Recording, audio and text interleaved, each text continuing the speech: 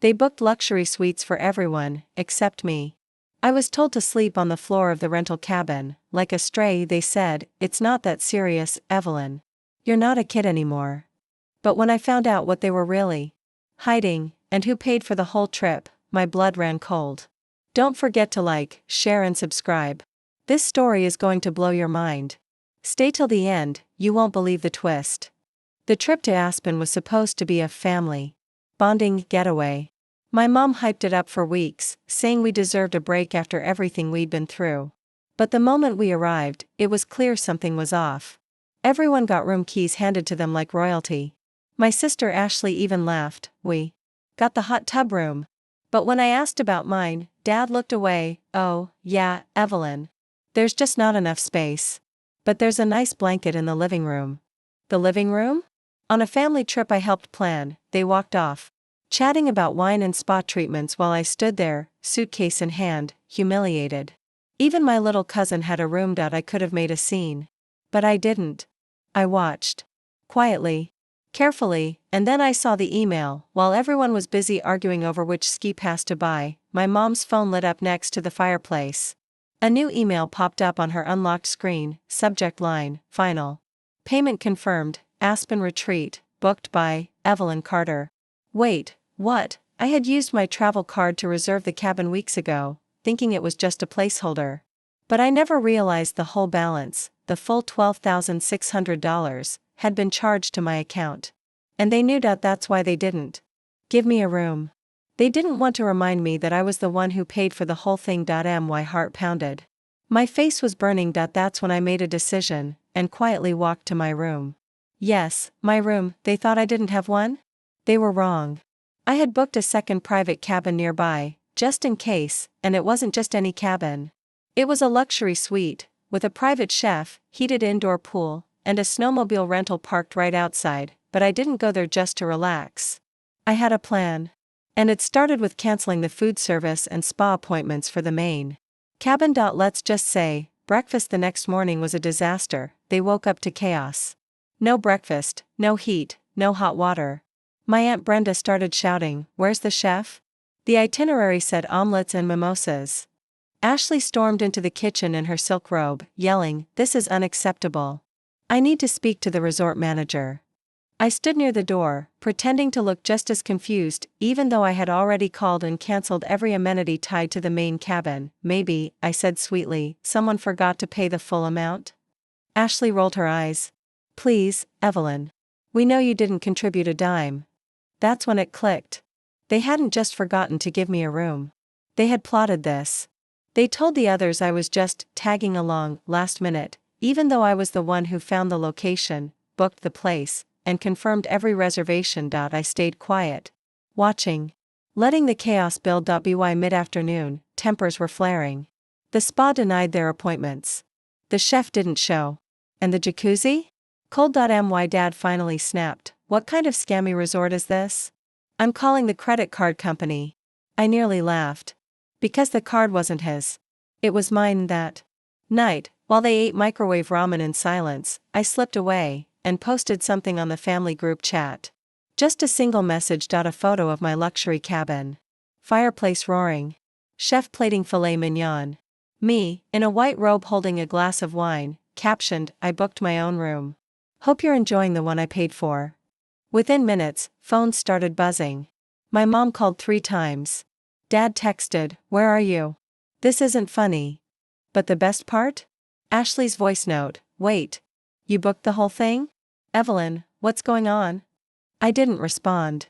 Not yet, because they still had no idea who I'd become in the past 2 years, or what was coming tomorrow. The next morning, I woke up to 36 missed calls and a dozen guilt-laced texts from my family we didn't know.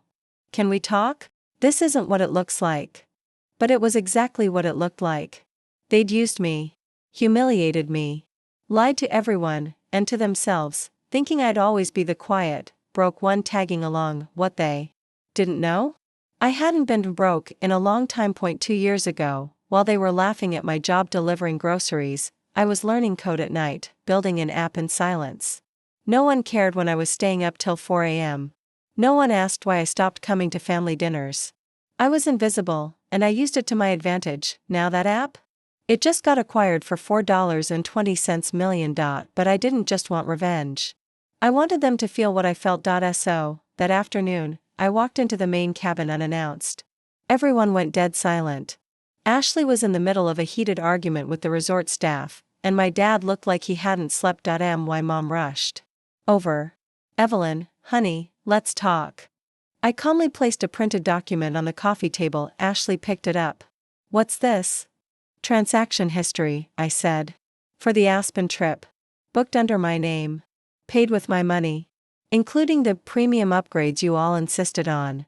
They all froze. I could see it, the reality crashing down on their faces. Why didn't you say anything? Dad asked. I stared at him. Because if I had, you would have taken more. And then I dropped the final bomb. I own the app your law firm uses to manage client records, I said, looking straight at him. You've been paying me every month for over a year. You just didn't know it. His jaw literally dropped. And Mom, I added, turning to her. You said I should have been more like Ashley? Funny. Ashley just tried applying to work for a company I consult for. I saw her resume last week. It got rejected before HR even called her. Ashley gasped. You're lying. I pulled out my phone. Wanna see the rejection email? No. One spoke. The room was dead silent. I looked around, let the moment stretch. Then I leaned in and whispered, You didn't forget to give me a room. You didn't think I deserved one.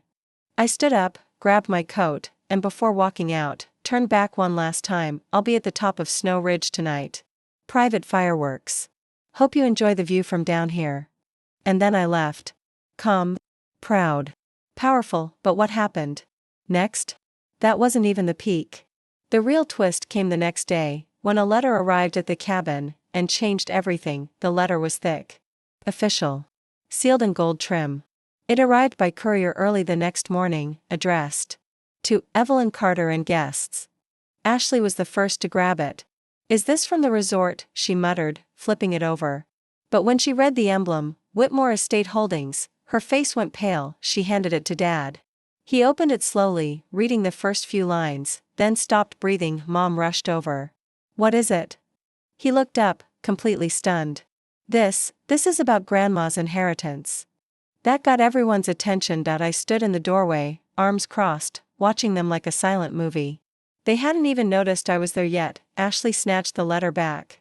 Read aloud, pursuant to the final wishes of Eleanor Whitmore, and upon confirmation of estate transfer, the full ownership and rights to the Whitmore Aspen cabin, including surrounding land parcels and trust assets, are hereby granted to Ms. Evelyn Carter, effective immediately. Silence. Mom looked at me, eyes wide. Evelyn, is this a joke? I stepped forward, calmly. No joke.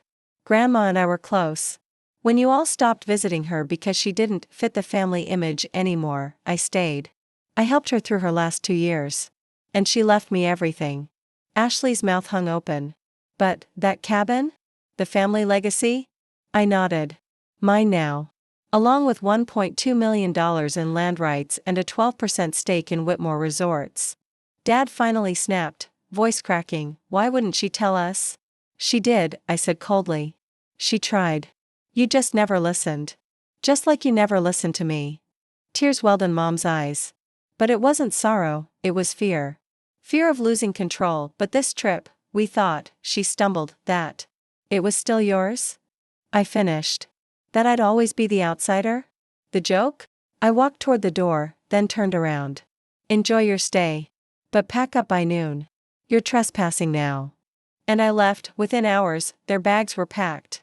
Ashley threw a tantrum, screaming about lawyers and bloodline rights. But none of it mattered. I had the deed. The power. And finally, the dignity they'd tried to steal. As I sat in the lounge of my private suite, sipping coffee, the chef returned, to me. Firewood was stacked, dinner was planned, and snowflakes danced outside like quiet confetti. But just when I thought it was over, my phone buzzed. A name I hadn't seen in years. Uncle Mark, the real family villain. And what he wanted would change everything. Uncle Mark hadn't spoken to me in nearly a decade, not since that Thanksgiving when he called me deadweight in front of everyone and said I'd end up folding shirts at the mall. So when his name lit up, My screen, I nearly laughed at. I let it ring. Twice. Then picked up. Evelyn, his voice came through, strangely polite. We need to talk. In person. Why now? I asked flatly. Because I have the deed? Or because you can't leech off mom and dad anymore since I cut their access to the property? He sighed. It's not that. There's something about the inheritance. Something Grandma didn't tell you. I agreed to meet, not because I trusted him, but because I wanted answers. We met at a quiet cafe downtown, where he slid a manila folder across the table. I opened it slowly. Legal paperwork. A secondary trust. And a letter. Grandma's handwriting. Evelyn, if you're reading this, then you've earned the truth. The cabin was always meant for you. But the business, that was meant to be yours, too. I built Whitmore Resorts under a different name, and left it all in a shell trust to protect it from greedy hands. You now own 51%. I stared at the papers. Whitmore Resorts, a chain of 12 properties across the country. I wasn't just the owner of a cabin anymore. I was the majority shareholder of the entire empire. Uncle Mark watched me carefully. You're about to be very rich. But it's going to paint a target on your back. I narrowed my eyes. You mean like you? He smiled weakly. Let's just say, I made some mistakes. But I'm offering you help. Guidance. Protection. I stood up. You want to help me now? After years of mocking me, siding with Ashley, freezing me out at every family event? His face dropped.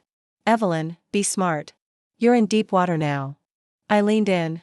I've been in deep water since I was 16, Uncle Mark. The difference is now, I own the boat. I walked out. Without another word. That night, I sat by the fireplace of my private cabin, watching the flames dance. My phone buzzed again. This time, it was Ashley. A message. No insults. No excuses. Just 2 words, I'm sorry. I didn't respond. I didn't need to. Because this story, my story, wasn't about revenge anymore. It was about becoming the version of myself they never believed I could be, from sleeping on the floor to owning the floor beneath them. From being mocked to being unignorable. I was Evelyn Carter. Once the family's disappointment. Now? I was the one they feared. And the one they could never control again, and this was just the beginning.